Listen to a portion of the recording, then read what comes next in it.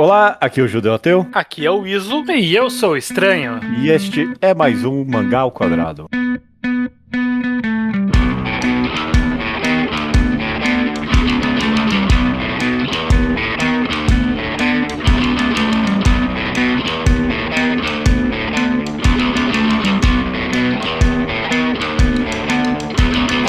Maravilha, meus amigos, sejam bem-vindos ao episódio 370 do Mangá ao Quadrado. Tudo bem com vocês? Tudo ótimo. Tudo certo, Judeu, com você. Tô bem, sem enrolação. Vamos direto pro podcast. Esse é um quadro muito recorrente aqui no Mangá ao Quadrado, é Você Mangás E. Se bem que tem uma pequena... Ouvinte, eu tô meio bravo com o título desse podcast. Contrariado. Ok, o título desse podcast é Você, One Piece e Política, ok? Ou, no meu coração, Você, Mangás e Política 2, ok? Eu quero comentar sobre isso. Eu vou ser sincero, eu gosto de ver o Judeu contrariado que tem One Piece no título, mas eu tô do lado dele no fundo. Eu acho que é Você, Mangá e Política 2. Vamos fazer um podcast, quem sabe no final a gente engole esse título ou não, isso. Vamos descobrir. Eu fico na minha porque eu também me divirto vendo o quanto ter One Piece no título te contraria. Eu não vou mentir. Ok. Ouvinte talvez já entenda sobre o que a gente vai conversar só pelo título, mas já a gente explica de qualquer jeito. Eu só queria lembrar que o Ao-Quadrado tem um Apoia-se, é o apoia.se/Ao-Quadrado, correto, Estranho? Correto, você pode fazer qualquer apoio financeiro, de qualquer valor, R$5, R$10, até mais se você quiser, mas o máximo que a gente pede hoje é R$10, que se você fizer esse apoio desse valor ou mais, você tem o nome lido em algum dos programas de forma repetida e constante e rotativa, como as seguintes pessoas: o Pedro Oliveira, Manuel Rebelo Abranches, Julia Bax, Vlad Schuller, Ana Gabriela Benítez, é Vlad Schiller.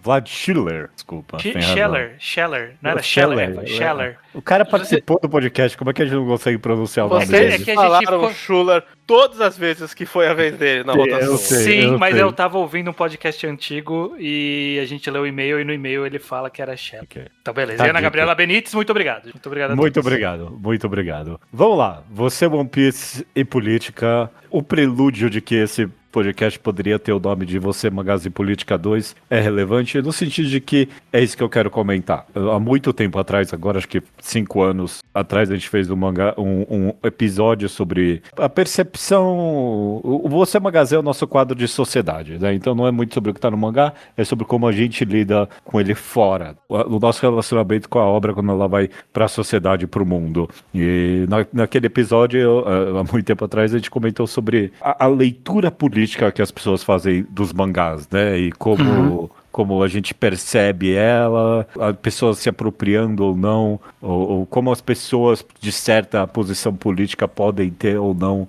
ler mangás com posições contrárias e gostar mesmo assim. Não é essa perspectiva necessariamente que eu quero ter para esse episódio. Esse episódio ele começa no ímpeto de comentar uso político de mangás na sociedade atualmente, ok? Então a gente está num contexto um pouco histórico, para quem está escutando esse podcast muito no futuro, no ano de 2025 principalmente, parece que teve muito uso especificamente de One Piece no que as pessoas chamaram de protestos de geração Z. Então, sei lá, Indonésia, Nepal, a galera falava direto de Nepal uma época. Os destaques foram Nepal, Indonésia e protestos para a Palestina, e aí fechou com o México. Esses 4 foram os que a mídia fez questão de apontar. México muito bem utilizado. E em todos esses, se você abrir a página que pede, o pessoal fala de Madagascar também, sei lá. Teve também. E em todos esses, o símbolo do Jolly Roger, da bandeira de One Piece, especificamente foi utilizada. Em todos esses protestos você vê a galera levantando essa bandeira. E eu quero começar comentando sobre o One Piece especificamente, e aí a gente pode abranger. Então vou fazer uma pergunta bem provocativa aqui para começar de conversa. Tem alguma coisa especial em One Piece ou é só algo popular que tá sendo utilizado em todos esses protestos. E, tipo, é só um visual de cultura pop muito apelativo, principalmente para uma geração mais jovem e pessoas de boa vontade ou de má vontade estão usando esse símbolo só porque ele é popular e bem abrangente. Eu quero já começar falando que se não fosse uma grande brand da cultura pop muito rentável, não funcionaria. Sim. Eu acho que One Piece é um caso muito raro mesmo, de mangá pró-revolução, que a gente pensaria que a gente acharia vários mangás em que um grupo de heróis se junta e fala, vamos pegar em arma e derrubar um governo, mas são alguns mangás que fazem isso. Sim. E entre One Piece, Basara e Akame ga Kill, eu não preciso falar qual vende mais. Não é... Não é estranho ver porque One Piece é quem tá fazendo isso. Eu acho que o primeiro ponto de tentar pensar por que One Piece em específico é 100% a popularidade. 100% o mangá hoje, com as adaptações da Netflix, com o anime também sendo mais facilmente disponível nos streamings, se tornou muito acessado, muito consumido, principalmente na pandemia. Eu acho que cresceu bastante as pessoas que assistiram One Piece e se interessaram pela história e descobriram que é uma boa história, é um grande épico que está sendo contado há tanto tempo e a popularidade gigantesca. É o mangá mais popular hoje em dia no Japão, publicação, e vai ser por um tempo até ele concluir, provavelmente, e alguns anos depois de concluir também. Então, e por que ele é usado? É por causa disso. Se ele tem nele mensagens que ressoam com os protestos, que eu acho que essa é mais a sua pergunta, né, Judeu? Você, tipo... Essa também. O ponto levantado aí de que, bom, é porque é popular, eu acho válido. É importante mencionar isso, que ele é muito rentável e de que tem esse enorme apelo popular. Esse é ninguém ia levantar a bandeira, você tem razão isso, ninguém vai levantar a bandeira de Akame ga Kill e virar meme por causa disso. Tanto faz, Sim. ninguém liga. Uhum. E o uso de cultura pop em protestos é histórico, né? A gente já viu N vezes. Até casos recentes, sei lá, Hunger Games já teve aqueles 3 dedinhos, já foi usado como protesto. A máscara do Guy Fawkes de V de Vingança foi usada por muito tempo. Então é comum. Mas se mantém, porque Hunger Games e V de Vingança são coisas muito famosas. Também. Na Coreia do Sul, eu lembro da época do... Como é que era o nome da série lá? Round 6. Round 6. O jogo da Lula. O Squid Game. O Squid Game. Quando tinha uns protestos, a galera foi com as máscaras de lá também. Teve a do Casa de Papel, não era? La Casa de Papel?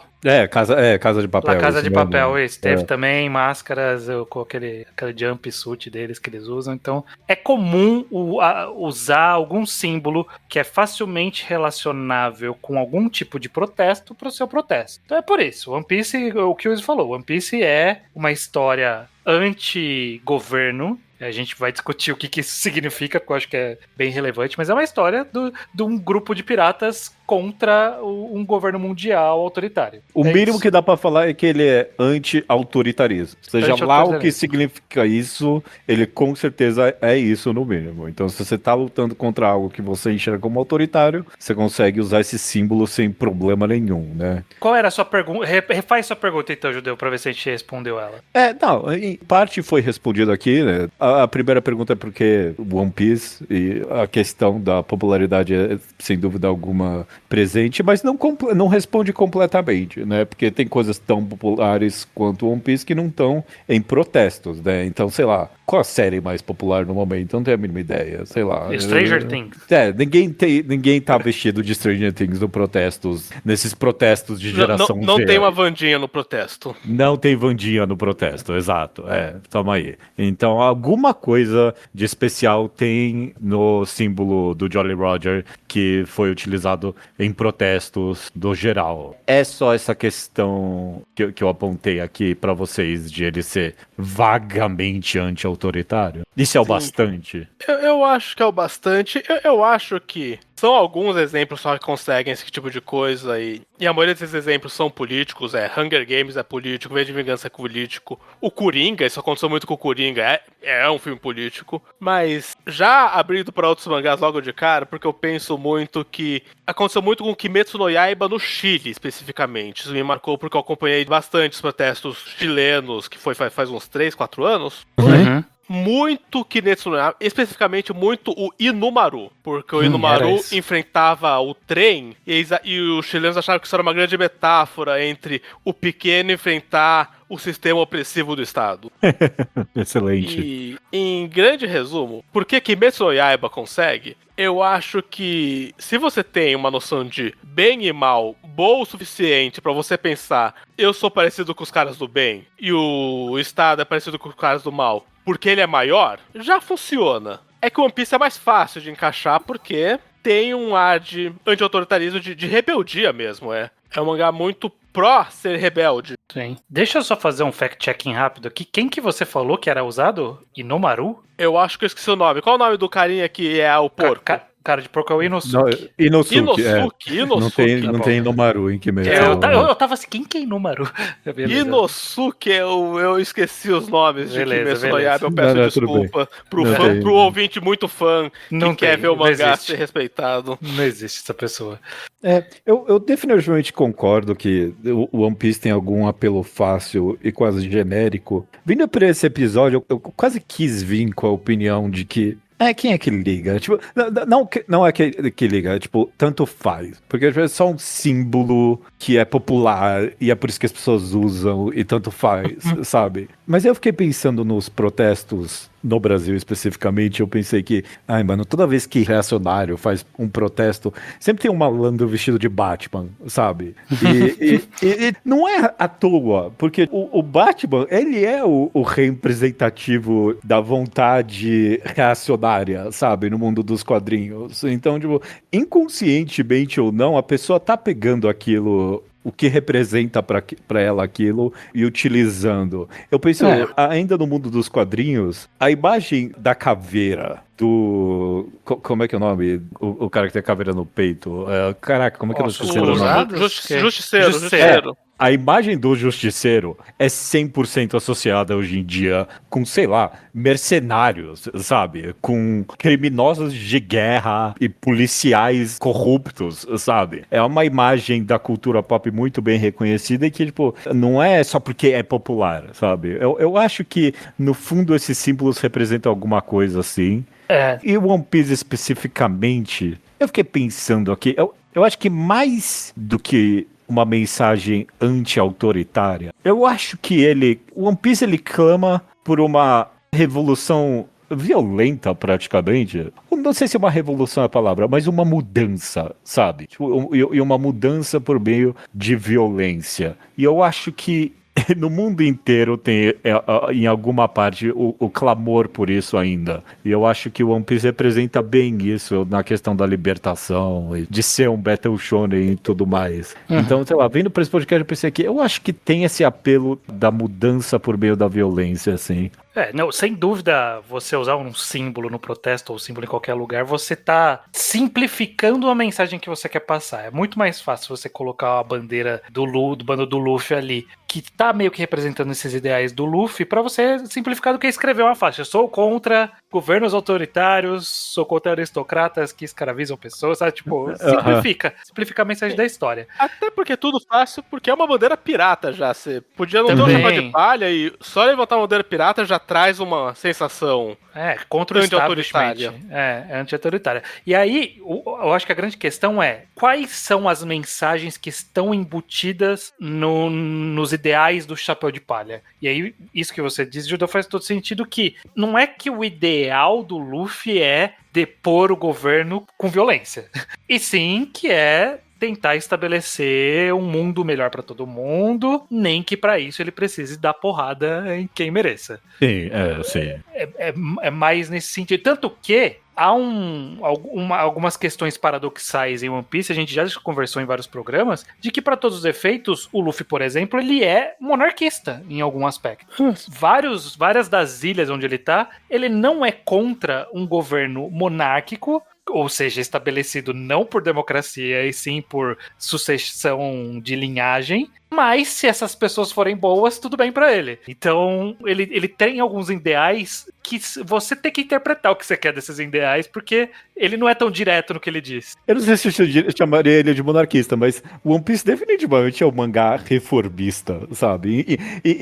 Ou sei lá, pelo menos em várias partes ele é reformista. Eu não sei como um todo, até porque o mangá ainda tá rolando, né? Eu não quero me queimar no futuro. Pessoalmente, eu abstraio muito a parte dos reis em One Piece só por um motivo, que é o quanto o sistema monarquista, pelo menos o sistema monarquista absolutista, em que um único rei é o responsável por todas as leis, tem uma carga um pouco anacrônica, do quanto a gente leva a sério a hipótese de um dia existir um rei que não tem conselheiro, não tem ministro, não tem congresso, não tem parlamento, tem só um único homem e todas as leis passam só por ele. Eu acho que é mais uma maneira de ser fácil do Oda falar: esse personagem representa a política do reino e eu não tenho que pôr world building nessa parte, do que uma defesa de monarquia é a solução. O rei em One Piece é tipo uma metáfora para um sistema político ossificado. Porque né, se Alabasta for ter que ser um reino muito realista, isso ia tomar mais capítulos do que a gente ia ter saco. O One Piece já é muito longo. Mas se ele fala, os ideais políticos do Cobra são esses, pronto, ele falou os ideais políticos daquele governo. E eu acho que é mais simbólico serem reis do que ser monarquista, pelo menos é como eu leio. Eu falo que eu leio com boa vontade, eu defendo One Piece, eu projeto meus ideais em One Piece, eu não... Não vou fingir que não tem esse enviesamento. Mas é como eu vejo a parte da monarquia, pelo menos. Sim, mas o meu ponto é menos de... Eu falei defesa de monarquia também para simplificar a minha mensagem, mas é mais de que não necessariamente o Luffy está lutando contra uma opressão governamental. Às vezes isso, com certeza. Às vezes coincide. Mas a opressão pode vir de N forma, né? Então... Isso com certeza, mas tem uma coisa, inclusive, sobre esse lance, que eu já vi muita gente falar isso. Por quê? Porque levantaram a bandeira do Luffy num protesto da Palestina e a gente sabe como a internet funciona, né? Já tem que vir 1000 pessoas falar que o Luffy não apoiaria a Palestina. Sendo que claramente apoiaria, né? Mas exato. Vamos lá. E eu vi muita gente já tentar racionalizar muito forte de que o Luffy tem um lado meio egoísta, de que mesmo quando ele liberta países, ele verbaliza que ele não se importa com os países, que pro Luffy Alabasta é importante porque a Vivi é amiga dele, mas que o Luffy não tem empatia pelo povo de Alabasta. Isso não é verdade. Sim. Mas tem alguns pontos do mangá que vão validar, mas acho que mais importante que isso é que a bandeira do Luffy também é a bandeira do mangá. E que protesto político não é um espaço tanto de você falar quem é o seu fave. Tipo, que eu vi uma galera do Reddit falar: mas essa galera seria mais apropriada de levar a bandeira do exército revolucionário. Mas aí alguém vai ter que explicar pra quem não leu o mangá quem é Dragon e quem é Sabo. Vai tomar no cu. O chapéu de palha simboliza o mangá inteiro também. Não tem que ser... A bandeira representa tudo que o Luffy em pessoa faria. Ela também representa o Dragon, e o Ace, e o Roger, e o Barba Branca, e qualquer um que não é o vilão do mangá. Quando você tira a bandeira do mangá e põe num protesto, leva tudo isso junto. Se bem que, Iso, nessa perspectiva, eu adoro quando eu vejo a bandeira de One Piece nos protestos da Palestina, ou quando os Houthis, que eram literais piratas, ou sei lá, o nosso governo mundial tava dando esse título pra eles, né? Levantaram a bandeira de One Piece num dia ali. Aí eu adoro. Mas no contexto que a gente tá comentando aí, são esses protestos também do que chamaram aí de protesto da geração Z. Vários deles eram bem cinicamente plantados, vamos colocar assim, vai. Você pode falar que alguns eram de direita, eles eram mesmo. O do México foi bem cagado. De direita e alguns que dá pra se dizer que são protestos meio fabricados também. Exato. Teve alguns casos assim. Ou no mínimo era uma mescla de, tipo, orgânicos e financiados, sabe? E definitivamente não eram protestos que eu concordo, eu pessoalmente, sabe? Eu acho, sei lá, contradizente, talvez. Essa é a segunda pergunta que eu quero fazer. Então, a gente entendendo o apelo que o One Piece tem, como é que a gente tem que meio que enxergar o uso dele na vida real, nesses protestos que podem ou não, né, concordar com a sua percepção de One Piece. Então, tipo, esses do México, os do México eu acho que é fácil de apontar, porque, tipo, saiu muita coisa depois que eles eram financiados por empresas bilionárias e tudo mais. Tava errado o uso de One Piece ali, porque era meio que anti-autoritário de alguma forma, eu não sei. Eu acho que, às vezes, a distinção entre revolução e golpe feio sujo é de qual lado eu tô. Sim. É. E governo autoritário também é do lado que eu tô, né? A visão Exato. de o que é um governo autoritário. Falar, vamos juntar o povo e invadir o Palácio do Governo e quebrar tudo, pode estar descrevendo o que foi o Nepal, mas pode estar descrevendo o 8 de janeiro. E às vezes, isso é uma coisa que eu sinto muito, a gente se apaixona muito pelo método ser correto, mas método ser correto com quais ideais? Que os dois lados podem usar o método pirata. Eu falei dos mangás de revolução, e eu citei One Piece, eu citei Basara, eu citei Kama ga Kill, mas tem um mangá que também tem uma revolução que eu propositalmente omiti, que é Attack on Titan.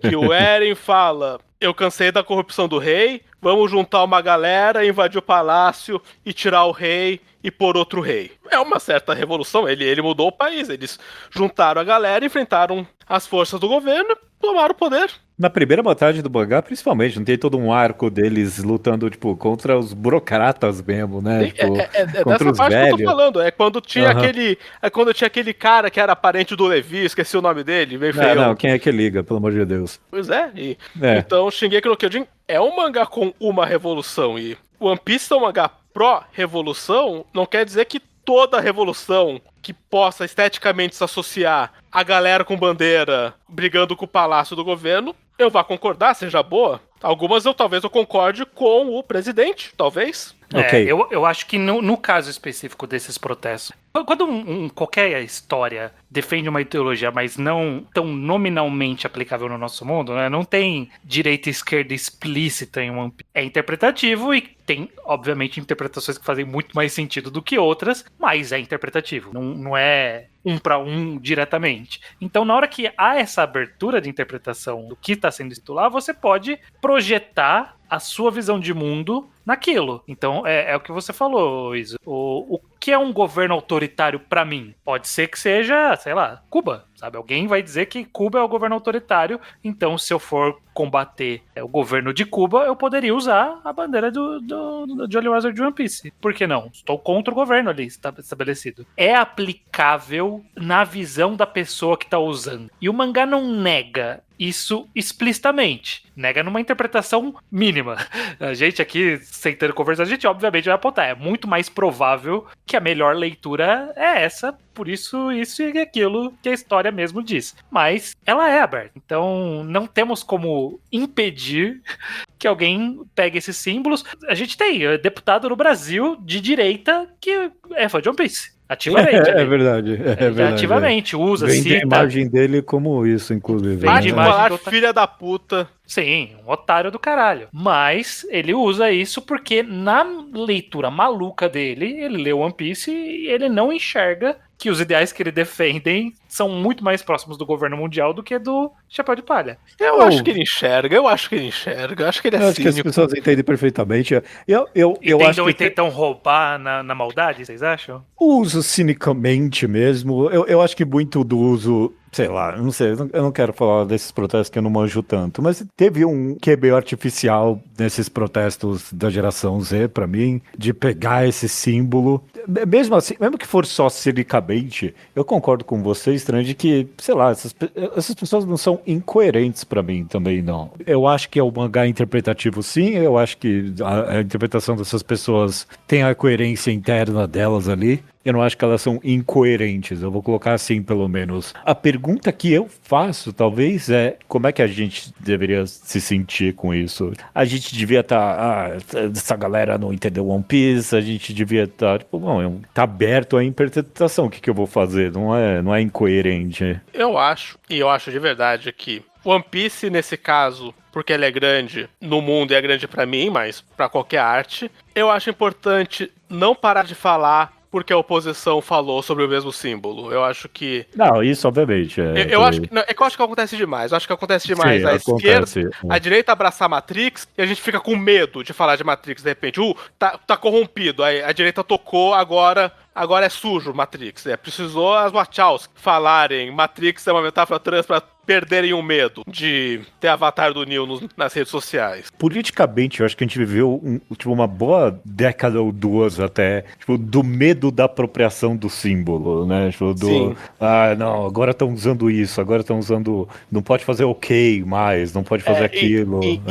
Indo além, eu acho que quando a direita pega uma história que obviamente é de esquerda, e aí o deputado de direita pensa, mas eu gosto disso, e eu sou de direita, então tem direita nisso? Ele tá certo, porque a obra não só te dá uma política, a gente pega dela as nossas visões. E a gente tem que deixar claro isso, que estamos tirando esquerdice desse mangá. Foda-se que os outros se a direita tá fazendo a mesma coisa. A gente tá transforma no cabo de guerra, não dá One Piece pra eles, não dá Então não posso mais gostar de One Piece, vocês venceram. Nunca pode soltar essa mão, eu acho, de qualquer coisa que a gente gosta. Pode de Shingeki eu tentei lutar pro Shingeki, uma hora eu li o Eren e falo, não, é complicado.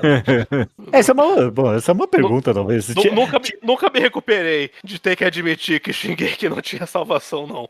Se você conseguisse projetar uma ideologia que fosse compatível com você crer em Shingeki, eu não veria problema em reclamar. É que você, dentro da história, não consegue concordar com o que está sendo feito lá. Se você não quer resgatar ela, não é porque foi cooptada pela direita. A história se provou assim, dentro dela mesmo, né? A sua própria coerência interna. Eu acho que a gente tem que manter esse campo de batalha, é o que eu acho. Sim, eu acho que por muito tempo, muitos símbolos foram perdidos em guerras culturais. Principalmente no mundo mais moderno, recente aqui, já se perdeu e depois resgatou o Pepe Frog, lembra do Pepe Frog? O meme que foi usado pela alt-right por muito tempo. Em algum momento alguém tentou reclamar de volta. Eu acho que usaram em protesto na Coreia, alguma coisa também. Perdemos a bandeira do Brasil. Perdemos a camiseta da seleção para um público em específico, sendo que não necessariamente deveria se dizer daquele público. Aí tem que ver, você quer resgatar isso? Eu, em específico, não quero resgatar a bandeira do Brasil, não faço questão. No caso de One Piece, é um campo de batalha muito válido, porque é muito mais fácil se defender, né? Defender que a sua ideologia está muito mais condizente. Deixa eu fazer uma pergunta provocativa, então. É um campo de batalha válido? É relevante? É importante?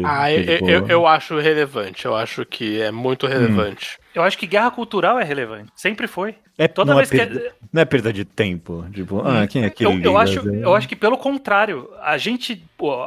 Eu tô dizendo a gente, porque esse é um feeling, claramente né? nós três aqui somos de esquerda. E ninguém aqui sei lá, eu não sou cientista político, tô perguntando do feeling de vocês aqui. Então, por muito tempo nós achamos que não valia a pena guerra cultural. E os reacionários acharam que sim, vamos comprar essa guerra. E eles compraram a guerra cultural a ponto de que, hoje em dia, as pessoas trans estão com retrocesso de direitos que a gente nunca imaginou que ia acontecer. Porque fomos dando espaço aos poucos na guerra cultural, na percepção de que, ao colocar uma pessoa, uma inclusão de minorias em qualquer história, mídia narrativa, jogo, filme, série, isso era lacrar, e aí eles ficaram disputando esse momento, essa narrativa, a ponto de conseguirem convencer boa parte das pessoas de que não tem que dar... Por que a gente tá colocando essas pessoas aqui? Sabe? Não deveriam estar colocando aqui realmente. Porque, por muito tempo, a esquerda decidiu. Não vale a pena lutar por isso. Deixa essas galera lá com a opinião deles. Olha aí onde a gente tá. Eu acho que, historicamente, a direita sempre se esforçou muito em ter o controle da cultura pop. E a esquerda se importou com isso só de vez em quando. E tem funcionado. E acho que, historicamente, materialmente, tem funcionado para a direita. Os planos do Reagan de comandar Hollywood funcionaram. O macartismo essencialmente extinguiu o comunismo em Hollywood. A gente até tem um diretor que se acha progressista para os Estados Unidos, mas diretores comunistas, como existiam antes do macartismo em Hollywood, extintos. E isso molda a cultura estadunidense, que infelizmente molda a cultura do resto do planeta. Eles têm uma capacidade de, por Hollywood, se difundir. E eu acho que esse é um campo de batalha importante, sim. Eu acho que é um espaço que a direita monopolizou por muito tempo e que a gente, como espectador, pode... O Trump não tava agora querendo... Acho que o Trump agora não tava com um negócio que ele queria que o Hollywood fazer, tipo, os filmes de ação de anos 90, tipo, Rush Hour. Acho que ele tava falando de Rush Hour especificamente. Definitivamente tem político...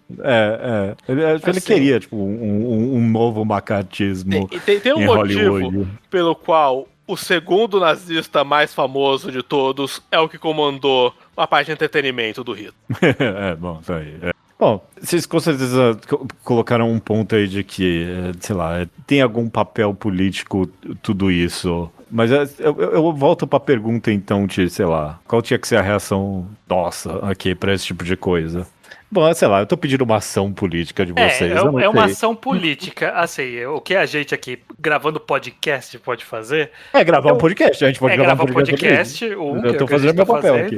É parte disso, mas eu acho que e isso é algo que especificamente a gente faz nos nossos podcasts, de fazer e manter os nossos pontos de vista e incorporá-los nas histórias, e fazer essa leitura crítica. Eu não sei, não tenho tirando a ação política de vai lá no protesto, leva a bandeira, né? E não deixa arrombado usar a bandeira quando usar a ponta que ele tá usando por motivos que não fazem sentido, não são condizentes com a ideologia dele, e disputar, tipo, entra na guerra. Eu estou muito a favor de entrar em guerra cultural, de verdade, tipo, não tem mais essa de, lá, você tá... Quando a gente fez o programa 1, vou recapitular o programa 1. O programa 1, parte da discussão nascia da apropriação de pessoas de direita pela parte 1 de Chainsaw Man, que estava bastante popular na época, e que tinha interpretações possíveis de serem uma coisa meio incel, core, e a gente disputou Chainsaw Man. Aqui a gente nunca abriu mão de disputar ele naquele... Agora que tá na parte 2 tá ruim, a gente abriu um pouco. Ninguém liga mais pra Chainsaw Man, né? Mas na ocasião a gente brigou bastante por isso. E foi uma briga constante e que não paramos. Nós aqui, eu vejo muito do nosso público, de amigos, de outros produtores de conteúdo, que sempre compraram essa briga também. É isso, não pare de comprar essa briga. Você está lendo One Piece errado, você está lendo Chainsaw Man errado. E colocar esquerdismo em tudo que der. E mais que isso, acho que também assim, quando a gente pergunta o que você pode fazer, eu acho que essa pergunta é sempre customizável. Você pode fazer o que está ao nosso alcance dentro da sua área. E nós somos podcasters, nós somos produtores de conteúdo, e no limite do tamanho do público do ao quadrado, a gente tem que continuar mantendo esse papo vivo. Qualquer um podcast tem que fazer isso. Quem é professor tem que colocar esquerdista na aula. Quem é outras profissões tem que colocar esquerdismo na própria profissão. Não vou pensar em exemplo aqui em cima da hora, não, mas... Sim. Ou do mínimo ponto que a gente chegou cedo, que você levantou aí, Iso, de que... eu considero que não tem que ter medo mais de usar os símbolos, porque outras posições políticas diferentes da sua usam esse símbolo. Eu definitivamente acho que a gente está num ponto de alguma virada cultural que isso se torna besta mesmo. Ou sei lá, eu vivi bastante para ver isso acontecendo e deixando de acontecer e chegando à conclusão de que não, tanto faz. Não existe isso de apropriar símbolo, a não ser que os caras chegam num ponto absurdo, estilo tipo suástica, e que ninguém agora no ocidente pode usar mais o símbolo budista. Ok, se chegar nesse ponto tudo bem, mas antes disso... Um dos meus mangás preferidos, que a gente já gravou podcast aqui, é 20th Century Boys, e a história basicamente é uma pessoa autoritária roubando um símbolo de jovens que tinham um símbolo de amizade e tentou transformar isso num império, e eles os amigos se juntaram pra enfrentar o amigo, essa figura do amigo, que era o vilão da história, que tinha roubado o símbolo, e vamos buscar o nosso símbolo, vamos buscar nossa bandeira de volta. Eles foram lutar pela bandeira de volta. E mais que isso também, agora eu não sou cientista político mesmo, agora eu vou falar um pouco do meu cu e eu tô fazendo o disclaimer, mas mesmo se for travar uma guerra mundial, uma guerra cultural, se for virar um impasse mesmo, o símbolo, isso ainda enfraquece o símbolo do adversário, porque a gente viu numa época em que a gente repete a palavra apito de cachorro. Que pra quem não sabe, é quando alguém coloca um símbolo no vídeo que é discreto e essencialmente quem conhece entendeu a mensagem, quem não conhece nem percebeu que aconteceu algo. Que é tipo quando usam leite pra indicar que são nazistas, que é uma associação que a mídia não faz tão diretamente, ou não fazia pelo menos até poucos anos atrás, até usarem demais. E agora estão falando um pouco mais do leite. E quando os dois lados estão usando o mesmo símbolo, você impede que a direita use ele como um apito de cachorro. E eu acho que isso tem algum valor também. Até porque, Iso, eu penso muito nesses apitos de cachorro. Um dos maiores efeitos dele é fazer quem aponta aquilo como um idiota. Quando você aponta, lá, o leite, o cara é nazista, você parece um maluco mesmo. E a culpa não é sua. Olha lá a estátua de mármore ali. Exato. Olha o cara fazendo um ok. Parte do efeito isso é que você parece um maluco quando você aponta esses símbolos. Então, pra mim, nessa parte da ação política se mostra muito inefetivo, muito, pior do que isso, muito contraproducente ficar apontando os apitos de cachorro. Então, se tem alguma ação nessa guerra cultural com esses símbolos, se a gente vê um propósito em manter eles, não lutar no campo de quem tá usando eles, né? Não ficar apontando isso, ou só ignorar. E, tipo, continuar a sua vida usando os símbolos que você gosta normalmente, a não ser que nem eu falei, que cheguei num ponto absurdo. Mas eu com certeza ficaria triste, sei lá, se as pessoas parassem de usar One Piece como um símbolo de libertação mais abrangente. Mas ao mesmo tempo, acho que a gente tem que ser ciente de quais são os símbolos que o outro lado usa. Também. Se você for o entusiasta do leite e quiser fazer um canal degustando todos os leites do mundo, você tem a responsabilidade de saber que os nazistas usam esse símbolo e de falar pau no cu dos nazistas todo o vídeo. É sua responsabilidade moral. Sei. Você deixar claro que você não é um deles, deixar claro que sua audiência, se algum é um deles, tem mais que se fuder. E eu quero fazer o parênteses que eu acho relevante também do tempo em que vivemos, de que vamos reclamar e brigar por símbolos que façam sentido brigar. Eu já quero perguntar pra vocês se faz sentido brigar pro One Piece, mas a essa altura, em 2025 e provavelmente daqui pra frente, não vamos lutar por Harry Potter, por exemplo. Já deveriam ter pulado desse barco e visto que ele não simboliza nada, pelo contrário, ele financia uma pessoa que defende causas nefastas. Então, decida bem por o que brigar. E aí eu faço a pergunta, vale brigar por One Piece, Judeu? Você acha que One Piece merece e tem a força, a motivação para estar do mesmo lado político que você quer defender? A resposta é fácil, que sim. Mas aí você mencionou Harry Potter. É mais interessante pra mim perguntar porque não vale a pena recapturar, ou sei lá. Ter a filosofia que eu falei antigamente, de só usar normalmente, sabe? De, tipo, não cair no campo inimigo com o uso de Harry Potter. Porque porque tem essa conexão financeira direto com uma pessoa. Pra mim isso. é conexão financeira. Definitivamente é. Ok. Se o Oda tivesse um histórico de financiamento ativo de partidos políticos, de grupos extremistas contra pessoas trans, contra qualquer coisa que eu sou contra, né, que eu não apoio essas causas, e o Oda estivesse financiando, eu acho que ia dar uma dor no peito? Ia, mas vamos largar a mão de One Piece. Não é o caso, felizmente. Se o Oda até tivesse agora se candidatado a deputado do Japão, eu ia ter um pé atrás em onde o dinheiro tá indo, exatamente. É uma coisa um pouco de conhecimento e de que às vezes a ignorância é um conforto, porque eu falo, se o Oda se candidatar a deputado, mas a real é que eu não sei se ele doa pra qualquer causa. Não sabemos. Ele pode fazer filantropia pra uma causa que eu acharia, melhorou muito minha opinião sobre ele. Ele pode doar dinheiro pra causa mais arrombada. E eu não sei. A ignorância é uma bênção nesse caso mesmo, sim. Quando você se torna uma figura política muito pública, você não pode mais fingir a ignorância. A Rowling tirou isso de qualquer fã de Harry Potter, de poder fingir que não sabe o papel político dela, porque é grande demais e tá afetando legislação real material, assim. Se você não sabe, vai tomar no cu, começa a ler jornal, sabe? O Oda em específico, o pouco que a gente sabe dele é que ele tem a foto de Che Guevara. Se é por ideologia política ou só porque ele acha muito legal o cara... Tipo, ou porque ele desenhou o Che visão... Guevara no mangá e precisava de uma referência, isso, quem desenha precisa de referência. Muita gente não leva essa. E ele desenhou o Che Guevara com o propósito de mostrar, defender do mesmo lado que os protagonistas, o que faz a gente imaginar que ele enxergue que a causa é similar. É por isso que isso tá no campo do...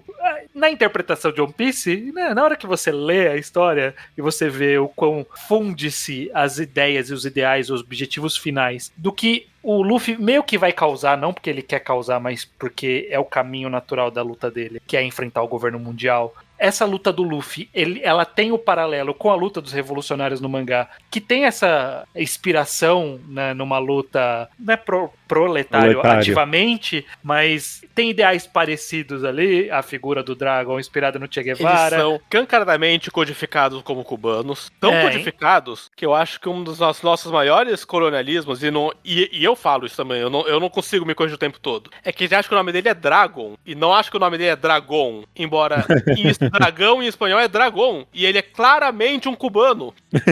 A gente presume que é Dragon. Sim, é possível. Então, dado que essas duas ideologias estão alinhadas, a luta final é a mesma, é uma interpretação muito plausível a gente imaginar que é o que o mangá está defendendo. Se o Oda pessoalmente acredita nisso, não sabemos, mas é o caminho que o mangá está defendendo. Então, faz sentido querer resgatar o mangá de qualquer cooptação por um lado que não consegue enxergar esse tipo de luta como o que ela é, de fato. Essa analogia com o mundo real. Eu concordo. Eu tava pensando aqui, sei lá, eu não quero dizer que é incrível, mas é definitivamente só instigante pensar que o Oda nunca comenta nada da vida real, né? Tipo, nem aparece mais hoje em dia. Não. Eu penso que a única vez que ele comentou algo da vida real foi uma piada com o soldado ali japonês que foi resgatado numa ilha perdida ali, pensando que a guerra ainda estava acontecendo, e deu uma polêmica, sabe? Eu não sei se vocês lembram disso ou não. Não tô lembrado. Eu não lembro do Oda comentando, eu conheço a história do soldado, eu não lembro do comentário do Oda. Ele fez um comentário em algum final, daquelas partes ali do final da Jump, ele fez um comentário que ele tava comendo alguma porção de alguma coisa, e ele pegou a última porção e falou que é o soldado. Era essa a piada. E aí deu muita polêmica. Eu não lembro disso. Mas eu acho que vale esse parênteses. Uma das poucas coisas que a gente sabe da vida pessoal do Oda é que ele foi assistente do autor de Samurai X. Qual que é o nome do cara mesmo? Eu já esqueci. Watsuki, Nobuhiro Watsuki. Que é um condenado pedófilo. Pedófilo. Ele não... Quer saber? Eu não quero defender pedófilo, mas aí a conversa já é muito sobre separar autor da arte, não é isso que eu tava... Só pra dizer, porque em algum momento alguém vai dizer vocês estão defendendo a Rowling, mas olha o Oda aí, é brother do cara. E mantendo o tema do negócio que é política, tem pedófilos na esquerda. Eu queria que não tivessem, mas tem, pra caralho. Eu também não quero falar. Se esse cara já passou por um pedófilo, ele obviamente é da extrema direita. Porque eu acho que a gente pulou umas etapas nesse raciocínio. Não que eu acho que o Oda é da esquerda ou da direita, até porque vai saber. O que é esquerda e o que é direita no contexto político japonês é uma coisa que eu admito que eu entendo pouquíssimo e que eu não quero preencher as lacunas do que eu não sei dessa parte no Japão com achismos. Mas é que a gente já teve gente de esquerda denunciada por crime sexual e é sempre um dia ruim pra esquerda e esses dias virão de novo. E eu não quero falar que isso prova de que eles eram nazistas infiltrados. Não. O patriarcado é uma merda e os dois lados são comandados pelo patriarcado. Um dos lados tem o Epstein e eu sinto confortável falando que olha como ali tá caótico de merda. Mas... se bem que o Epstein voltou em posições políticas dele. Ele era muito amigo do Trump e muito amigo do Bill Clinton. Dois partidos diferentes ali. Ele foi muito liberal uma outra época ele foi bem conservador. Interessante, definitivamente. Não é esse o papo do podcast. Deixa eu fazer mais uma pergunta que talvez foi respondida, mas eu queria fazer ela de qualquer jeito. Tem lugar pra isso em protesto de verdade? É um pouco Eu não quero usar a palavra cirandeira. É um pouquinho. Embaratece. Performático. Não é a palavra também, não. Eu não sei. Mas, tipo, associar, tipo. Preguiçoso, quase. Associar o genocídio da Palestina com, tipo, a imagem do anime que você gosta. É um problema isso.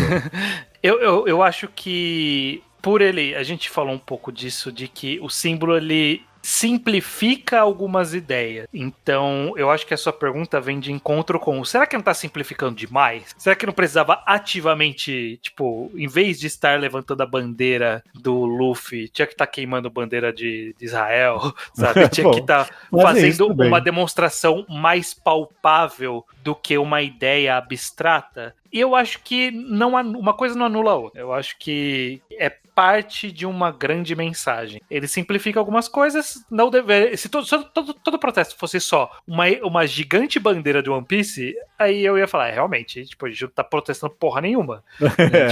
Isso não é protesto de nada. Agora, num contexto em que existem bandeiras da Palestina, existem outros tipos de manifestações juntos, e a bandeira de One Piece tá lá, eu acho que ela complementa a mensagem. Eu não acho que ela é a mensagem sozinha, eu acho que ela complementa uma mensagem que está sendo buscada no protesto. Eu acho que quando a gente vê uma foto de um protesto político, é importante ter a hierarquia. Qual é a bandeira da casa e qual é a bandeira dos aliados? E quando marca que o fandom de One Piece é um aliado, pode parecer um aliado merda, até porque é um aliado, só uma parcela vai ser um aliado, mas acho que é você tá fazendo uma mensagem que afeta esse público mesmo. É um jeito de você falar pro público otaku, você devia estar aqui também. Sim. E, infelizmente, porque eu tenho vergonha de alguns colegas otakus, mas é um público que não é ignorável. E a maneira como a direita cooptou vários deles mostrou como não são ignoráveis, porque deu uma merda. Quando naturalizou fascismo nesse meio, deu uma merda. No mínimo elege deputado. Que esse arrombado aí gosta de anime não é tipo um pequeno efeito de toda a campanha eleitoral dele, não. É uma grande parte, sim. E a gente pode falar de coisa séria, Júlio. A gente pode falar que tem esse protesto da Palestina, e de repente apareceu uma foice e um martelo no protesto, e o MST. Eles estão errados? Não, eles estão mostrando que essas bandeiras são aliadas a essa causa. E acho que, por mais que cultura pop pareça bobo perto disso, acho que também tem seu papel se mostrar um aliado nessas horas. Definitivamente passa essa mensagem. E passa a mensagem do tipo de pessoa que está ao seu lado e quem olha consegue fazer uma identificação muito direta. Eu quero fazer o exemplo contrário, mas em vários momentos da história recente do Brasil, em protestos da extrema-direita, muitas vezes estava lá a bandeira de intervenção militar. Isso dizia que todo mundo ali era a favor da intervenção militar? Não, eles mesmos diziam isso, mas isso passava a mensagem de o ideal que você está defendendo tem convergência com o ideal que essa outra galera também está defendendo. Então, eu acho que o tipo de associação é a mesma para uma bandeira de One Piece com um tipo de protesto. É meio que, olha, se eu estou usando essa bandeira junto com esse protesto contra a Palestina, contra o governo, eu acho que essas mensagens ressoam. Eu estou a favor dessas duas coisas. Então, com certeza é um medidor para você saber o que faz sentido ali, para você, tipo, qual é a mensagem que tá, esses dois juntos, o que eles transmitem. Eu acho que esse é o papel de continuar usando essas bandeiras em confluência com os outros tipos de símbolos que tem no protesto, nos outros protestos. Vocês me convenceram. Eu aceito muito bem essa opinião de que mesmo num tema tão sério e, sei lá, quase trágico, né, tem o seu papel ali, sim. Eu fico pensando, a gente não comentou até agora, porque, sei lá, eu não sei se eu tenho vergonha ou, sei lá, eu só não quero chamar atenção pra mim, mas eu teve um protesto durante a pandemia que eu fui, eu não sei se o ouvinte vai saber ou não, mas eu fui com uma placa de Chainsaw Man como ao bolsonarismo, era na época de bem auge do Chainsaw Man. E foi muito bem recebido pelas pessoas. Tem uma foto, Biel, com essa placa. Uhum. E na época, eu vi uma galera comentando, sei lá, uma galera com, sei lá, mais ativamente politizada, vamos colocar assim, ou sei lá, mais ativamente organizada. Eu pessoalmente não faço parte de nenhuma organização política. Comentando, não sei, tá embaratecendo o protesto, alguma coisa assim. E eu, sei lá, com o passar dos tempos, eu fiquei pensando sobre isso, eu com certeza chego à conclusão de que eu acho que não. Eu acho que tem sim o seu lugar, assim como se uma pessoa for em qualquer protesto político na vida, vai ter um monte de bandeira que você não tem tem a mínima ideia do que significa. Você olha no horizonte, tem a bandeira do sindicato das secretárias. Eu não sabia que essa era a bandeira deles. É incrível. Então, sei lá, vocês mencionaram bem, representa uma aliança, assim, ou no mínimo que as mensagens daquele protesto estão muito bem condizentes com a opinião do símbolo que você está levantando. E aí tá o pró e o contra do One Piece, pelo menos que a gente comentou no começo do podcast, da grande abrangência dele, né, nesse tipo de coisa. Então, eu definitivamente acho, sei lá, o símbolo de One Piece ganha muita significância dependendo dos símbolos que estão em volta dele. É um símbolo que necessita de contexto pra mim, sim. Sim, definitivamente. É o que a gente falou, teve já protesto que teve 1, teve 2, teve 3, que beleza, faz sentido. Aí vem um que você fala, calma lá. E certo, ele tá aqui. Vão ter mais com certeza. Com certeza. Vê o que aconteceu com a própria máscara do Guy Fawkes. Também foi cooptado em vários. Foi usado em protesto contra Dilma, ativamente. O protesto do que iniciou no passe livre e depois roubaram o passe livre. Tipo, roubaram o protesto do passe livre. Então, o símbolo por si só exige contexto, sim, Judeu. Seu ponto é muito importante, a gente deixar isso bem claro. Só ter o símbolo lá não significa que a pessoa que está usando aquele símbolo está usando no melhor contexto ou de uma forma até honesta, né? Como a gente eventualmente veio descobrir desses protestos do México. Não foi do coração que veio essa bandeira. Então, só nesse sentido, então, que eu penso sobre o One Piece mais uma vez, de que, esse é o problema de ser cultura pop e de não ser uma posição política. Porque quando você levanta uma bandeira da Palestina, não tem muita dúvida sobre o que você está querendo dizer ali, ou sei lá, tem dúvidas, mas algumas posições você está deixando muito claro. Qual posição você está deixando claro em levantar uma bandeira de One Piece?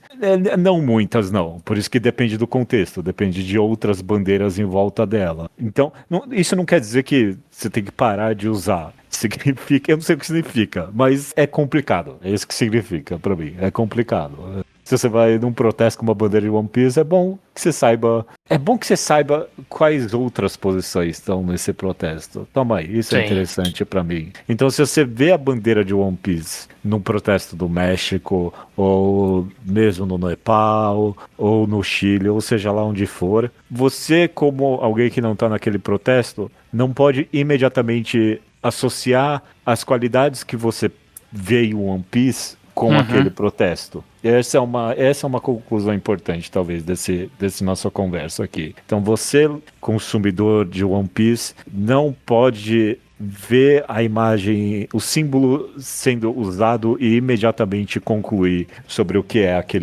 aquela posição política. Não deixe que as pessoas aproveitem do seu contato emocional e mesmo político com essa obra para te manipular. É exatamente isso. Sim. É algo que tem que ficar sempre na sua cabeça. Eu lembro quando surgiu esses protestos do México também, tipo, ok, é a mesma pegada dos outros protestos. Não, nem sempre é. Nem sempre é a mesma pegada. Então, é importante também ficar atento às outras bandeiras, realmente. Perfeito. Eu levantei todas as perguntas aqui que eu tinha pra fazer. Então tem uma última pergunta. O título do O episódio. título é One Piece, né? Não vamos fingir que não é. A gente falou sobre outras coisas. Você assim. citou de passagem. A gente citou One Piece em todo o podcast. Isso, eu não quero saber de opinião de mais ninguém. Você é o juiz desse episódio. Qual é? Acho que a gente falou muito mais de One Piece. Então, subindo a gente música usou agora, os outros mangás pra temperar o assunto, pra ser Você, One Piece e política. Esse é o título do podcast. Contra a sua vontade, Judeu. Desgostoso, você anuncia que esse é o nome do podcast. Eu tô virando dica aqui já.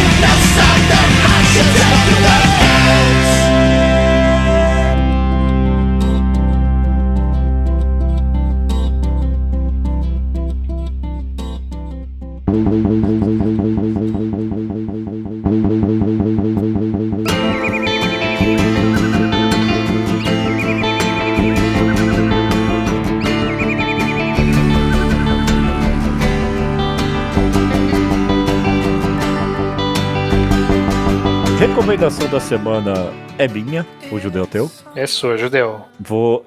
Alguém... Bom, aqui não, mas alguém do Ao Quadrado tem que estar lendo esse mangá. E se não tá lendo, vocês, eu vou começar provavelmente te vendendo muito bem. Porque é do mesmo autor de Kasane. Você tá lendo o mangá atual do autor de Kasane? Estou, Diego, não estou nos atuais agora, eu tô um pouquinho atrasado. Eu também, exato mesmo cenário. É, porque tá saindo em oficial pela Viz. E, bom, você acha os 8 volumes bem fácil procurando por aí, sem comprar, ok? Você acha?